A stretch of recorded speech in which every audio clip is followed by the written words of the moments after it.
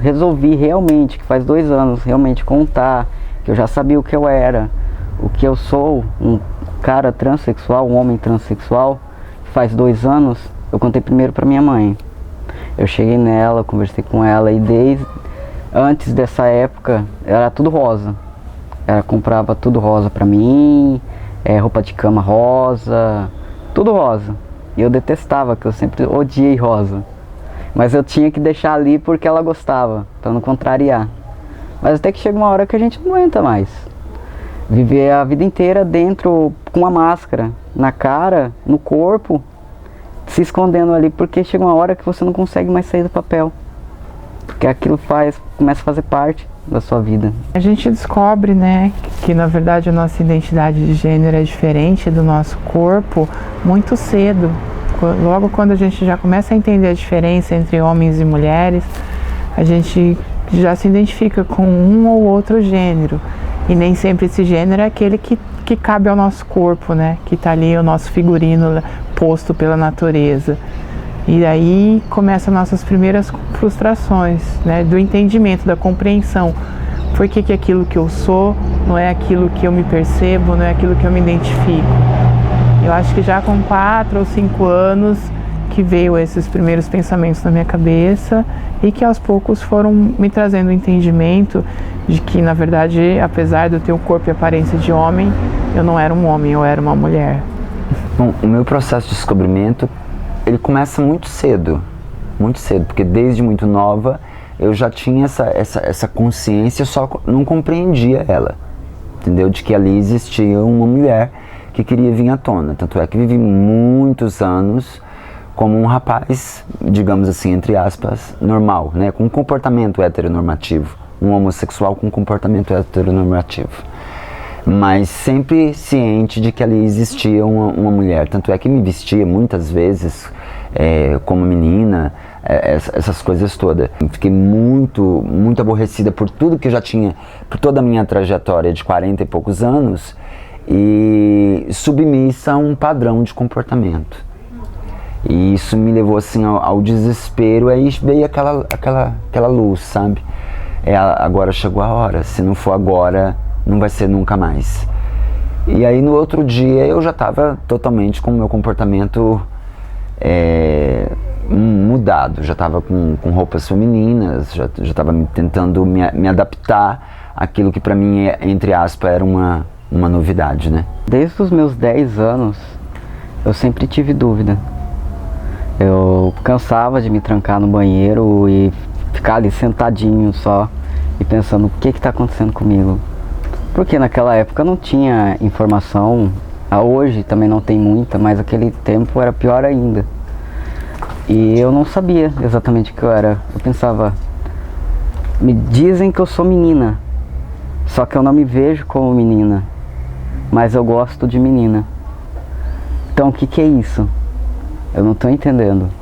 E aquilo eu chorava, eu achava que eu estava doente, que eu tinha que intervir de algum meio para isso. Tentei me matar, até com medicamento, depois com outras coisas, porque eu não sabia o que eu era.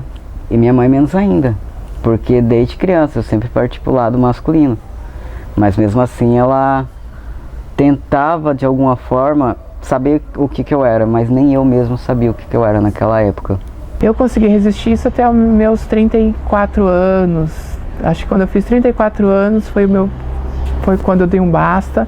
Eu já estava cansado de viver à base de antidepressivos, sendo afastada do trabalho, largando projetos pessoais, projetos universitários, porque minha vida não caminhava. E aí, com 34 anos, eu decidi me assumir. Fui num brechó, assim, troquei todas as minhas roupas masculinas por roupas femininas e no dia seguinte fui trabalhar vestida de mulher. Era como se eu dissesse para mim mesma, eu acho que eu vou ter condições de lutar contra o mundo, mas eu não consigo mais lutar contra mim mesma, não consigo mais lutar contra o espelho. Lori surge igual um vulcão. Não tem jeito mais de segurar a onda, é agora ou nunca mais.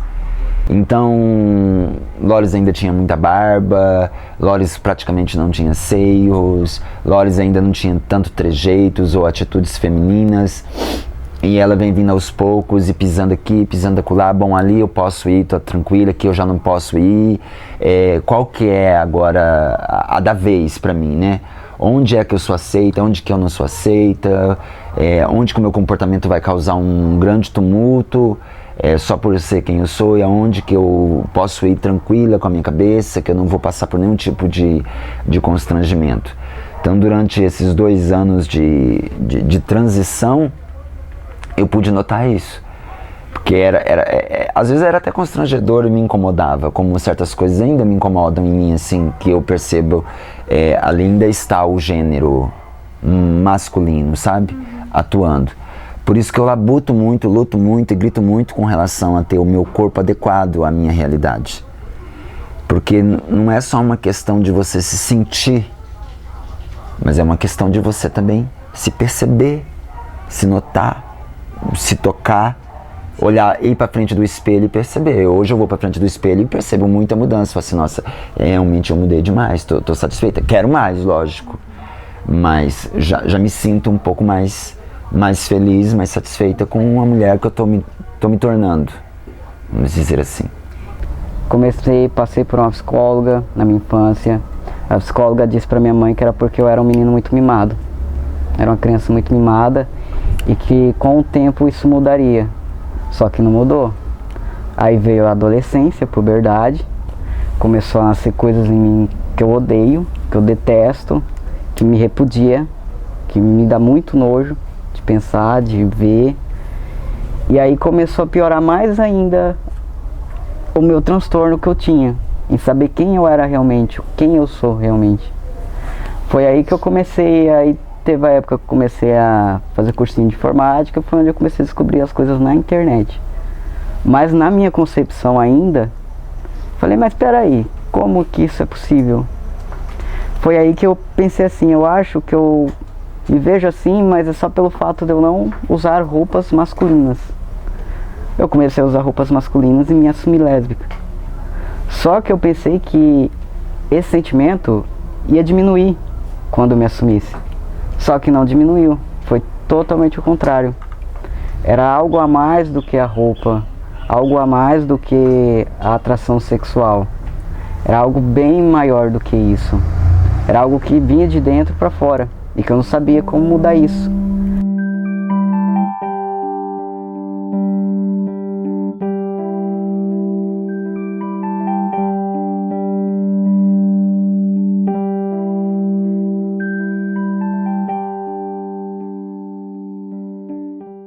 Como eu não consigo ter acesso a um tratamento adequado pela rede pública, o que eu tenho feito é tomar os medicamentos que as meninas em tratamento no HC, que é um hospital de referência, né, nessa questão da transexualidade, e também o CRT de São Paulo, tomam. Mas aí sem acompanhamento psicológico, sem acompanhamento psiquiátrico, sem acompanhamento dos médicos, ou seja, eu não tenho exames, eu não sei como é que está o meu organismo, eu não sei como é que está a dosagem de um e do outro, e isso tem trazido assim consequências não só físicas, como emocionais. Muito enfado, muita canseira, dores pelo corpo. Eu já passei muito mal aqui dentro de casa. Sozinha, de passar 40 minutos assim, jogada no chão, com minhas pernas todas inchadas, com meu coração parecendo que vai sair pela boca, e Deus só ter condição assim de pegar meu telefone e passar um WhatsApp para um amigo muito chegado meu e dizer, eu não tô bem, se acontecer alguma coisa comigo depois do serviço, passa aqui, eu tô dentro de casa, sozinha, fechada, porque não tem também quem pedir socorro. E outra, eu não frequento mais hospitais, eu não vou mais, eu simplesmente desisti, eu cansei, sabe? Cada vez que eu vou com um sintoma ou com um problema decorrente disso, eu recebo uma pancada tão mais forte que machuca muito mais o meu emocional e o meu físico do que as reações do remédio da qual eu tô tomando, sabe? Então eu prefiro nem ir. Você chega no hospital e vê um médico fazer questão de te chamar pelo nome de registro, ciente que existe uma lei que te protege com relação a isso, com o seu número de documento lá, com o seu nome social lá colado numa tarja maior do que um outdoor. E ele faz questão de te chamar pelo nome de registro. Ele faz questão de te tratar pelo gênero masculino. Eu me medico, né? Eu tomo hormônios injetáveis de 21 em 21 dias, sem acompanhamento nenhum médico, porque por centenas de vezes eu já fui no pronto-socorro, me negligenciaram isso, eu acabei desistindo. Tô tentando agora novamente, mas eu sei que vai ser um transtorno enorme, porque eu preciso fazer exames médicos, mas é aquela coisa, vai chegar lá, vão negar o meu nome social, por mais que eu exija, por mais que eu mostre minha carteirinha, vão negar. E vai ser aquele transtorno imenso, que você volta para casa mais ferido do que quando você saiu de casa. Então eu tô adiando ao máximo não ir ao hospital. É errado, muito errado da minha parte. Só que às vezes é melhor você ficar em casa do que você sair pra rua e ser apunhalado. Assim, faz 7 meses que eu tô tomando a testosterona sem nenhum acompanhamento médico, sem nenhum exame médico para saber como que anda minhas taxas, como que o meu corpo tá reagindo. E agora eu precisava fazer esses exames, mesmo particular que seja, mas eu estou buscando. Medo de eu acabar me aplicando e amanhã não amanhecer vivo, de me dar uma complicação mais grave de saúde, que eu tenha que interromper para sempre o uso da testosterona, que eu não consiga mais voltar a fazer o tratamento hormonal, né, terapia hormonal e tudo mais. Eu morro de medo disso. Prefiro morrer tentando do que viver de uma forma que eu não consigo, que eu não me vejo e que faz eu me sentir horrível.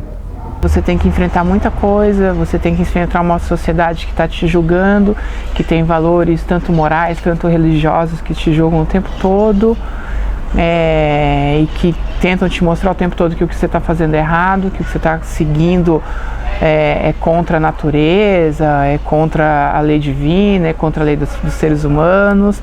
Só que dentro de você aquilo é uma coisa tão visceral, tão forte, que você sabe que você não vai conseguir viver se você não fizer isso. E aí você luta contra tudo para seguir a sua verdade, o seu eu, a sua autenticidade. E o preço social que a gente paga é enorme, o preço de exclusão afetiva, de exclusão no mercado de trabalho, de exclusão nas relações de amizade, nas relações familiares, nas relações amorosas. E foi muito difícil lidar com essa exclusão, lidar com um corpo que está se transformando diante de você, que ao mesmo tempo que te traz muita felicidade, muita satisfação de finalmente você está se reconhecendo, né? Fisicamente você está se reconhecendo, você deixa de ser um fantasma. Você também está com aquele medo de o que vai vir, como vai ser aquela nova pessoa que está surgindo. Ela vai realmente satisfazer todas as expectativas que você criou, ela não vai satisfazer, em alguma hora vai te dar um arrependimento e você não vai ter como voltar atrás. E aí você precisa realmente de muita terapia, de muito acompanhamento psicológico. Realmente, se você tiver uma família que te apoia, tiver gente em volta do seu círculo de amizade, pessoas que te entendem, que te apoiam, sabe, que te incentivam, isso facilita muito, mas isso é raro. A grande maioria percorre um caminho extremamente solitário. O único vínculo que eu tinha, assim, que eu posso falar que permaneceu, foi com a minha ex-esposa e com a minha filha. Eu tenho uma filha que vai fazer 16 anos. E a minha ex-esposa, que é evangélica, porque eu também fui evangélico durante 10 anos, pastor de igreja, inclusive durante 4. E aí a nossa comunhão nunca estragou. Até mesmo na época da separação, porque acho que foi uma coisa assim que machucou muito ela, mas que depois trouxe um grande alívio, porque assim, eu sempre usei de muita honestidade, principalmente comigo mesma. Cheguei pra ela e falei o que estava acontecendo, falei, olha, não dá mais, eu não vou querer ficar te enganando, não é justo com você, não é justo comigo, e aí eu quero a separação por conta disso, mas isso. Hoje nós somos os melhores amigos. Quem é que não vai dizer que ele sente falta de um irmão, de uma irmã, de um pai, de uma mãe? Sinto falta. Mas eu aprendi a a conviver. Uma vez, eu gosto muito dessa palavra da Valéria Suri, que é muito minha amiga, e ela, certa feita, ela publicou uma mensagem no Face que diz que muitas pessoas questionam por que ela tem muitos gatos e muitos peixes em casa, um aquário enorme, assim, para amenizar a situação da solidão que a gente sente. E é uma realidade, a gente tem companhia e não tem companhia. Nem todo mundo está preparado para ser amigo ou amiga de uma transexual.